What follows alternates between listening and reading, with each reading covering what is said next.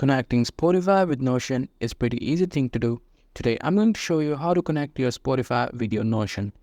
So for that, what we'll have to do is we'll have to go to Spotify. I'm just gonna type in Spotify and go to this website. It will take me to Spotify obviously. And now what you have to do is you have to select the playlist you want to take to your Notion workspace. So suppose I want to take this playlist. I'm just gonna click on these three dots and then I'm gonna click on share and I have to click on embed playlist. Now what I'm gonna do is I'm gonna click on copy.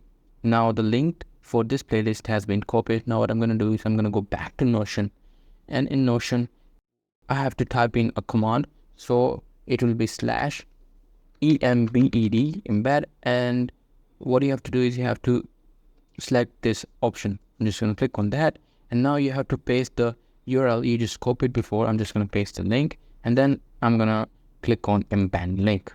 Now as you guys can see, this Spotify playlist has been added to my Notion workspace.